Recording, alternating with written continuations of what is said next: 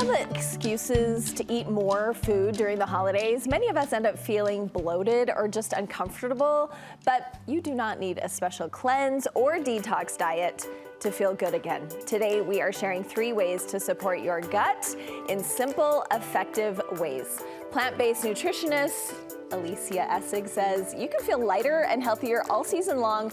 No extreme measures required, she says. Right. I mean, this is your thing. You kind of focus on this specifically. Yeah, I'm really passionate because a lot of times we go to supplements or detox cleanses, but truthfully, 97% of Americans are not eating enough fiber. So it can be a lot more simple than we make it. Okay, well, I have interviewed her several times about this type of thing. Yeah. It's something I struggle with, so I'm glad you're here. I think maybe a lot of us overcomplicate what we hear of with gut health. Do you think that is true? Yes. We always go to supplements. We always go to maybe more extreme measures, but sometimes it can be as simple as making sure that you're going to the bathroom more regularly by eating sufficient fiber.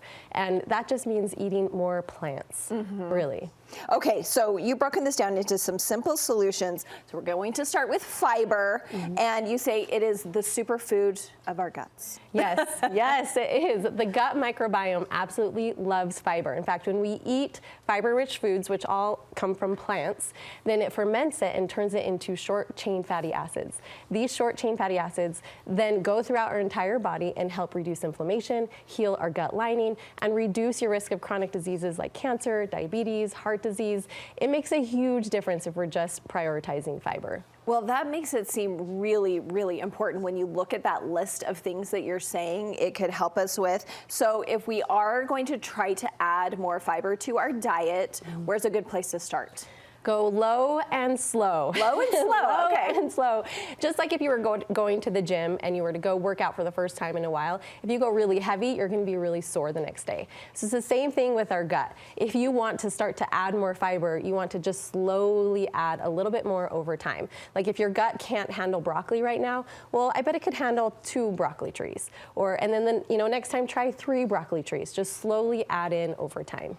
That is really interesting, and I think sometimes it's hard for us to know if we're getting enough fiber. Is there some sort of magic number that we're going for when it comes to fiber? Yeah, so you want to at least be getting 25 grams of fiber for women and 38 grams of fiber for men. Okay, so is that something, so if I'm gonna eat broccoli, I need to look that up to see how much fiber it has. I don't know that intuitively. Right. Well, but you can easily just say, okay, I'm gonna prioritize eating 5 fruits and vegetables a day. And if you do that, you most likely will be hitting your numbers. Okay, she's talking to me, everyone. I mean, this is just for me. Okay, so your next tip is to understand the difference in symptoms and the underlying cause of things like bloating, other stomach issues. Right, so a lot of times we think that because when we eat cruciferous vegetables like kale or broccoli or cauliflower and we experience bloating, that our body can't handle those foods. But truthfully, it could be a symptom of an underlying cause like slow motility or constipation or even other issues like SIBO or diverticulitis. So we want to address those issues first, and then we can slowly add in more fiber. And so are we talking about a doctor's visit? How do we know if we're going to address those first? Right, so if you're constantly bloated and gassy, then that's something that you may want to address with your doctor, and make sure that and sometimes if you're having a flare-up, you may need to eat a low fiber diet temporarily. But that doesn't mean that fiber is bad for you. We want to make sure that we address the flare-up, and then over time we add in more fiber when the underlying cause is addressed. Yeah, because you say there's some foods that aren't necessarily bad for us, but they can cause some of those issues. Yeah, like cruciferous vegetables and beans. They're so good for us. They're so You're good. a lover of beans, I remember that. Yes, they're so good to help reduce your risk of diseases, but they can have some side effects if your gut isn't able to handle them right away. So it's, slowly easing into those foods. Okay, so if we're trying to figure out the root cause of flare-ups, where do we start there? Are you going to the bathroom regularly? Okay. And even if you're going, that can be a little different for everyone, right? Right. Even if you're going regularly, you still may be constipated. So making sure that you're regular, that you're eating enough fiber, that it's an easy bathroom visit. You're not spending a long time in the bathroom. Those things really do make a difference. Once that's okay, then we can add in more fruits and vegetables. Okay, so once we know the why, you talked to us about how to do that, then you have a few quick ways that we can address bloating. The first one is fennel seeds. Fennel seeds. I have not heard of this. I don't even Yes. know what I have them in my closet, of course, but we can just munch on those? They are magic. You know, especially with the holidays, sometimes we're eating foods that our gut isn't used to. So we're all going to experience that every once in a while, gas and bloating.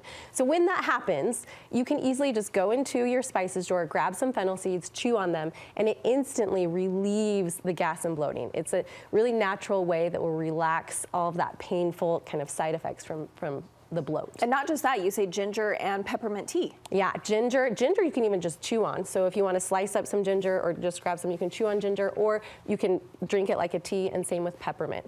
Peppermint tea can really help to relax your muscles in your gut. And I knew about this next one, but it's just so smart to go for a little walk after we eat. Yes, yes. In fact, some people call it a preventative fart walk. Okay.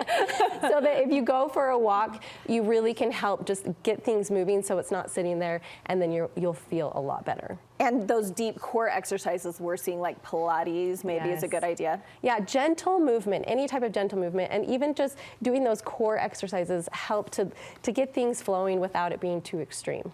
Okay, well, I like that you've made it a little more simple for us. We don't have to overcomplicate it. Some simple things we can do if we're having those issues. Alisia, where can people connect with you to find more? So I am on Instagram and on YouTube under PlantWhys. So PlantWhys, because I like to teach the why behind eating more plants. Tricky, I get it. Thank you, Alisia. Happy holidays. Thank you.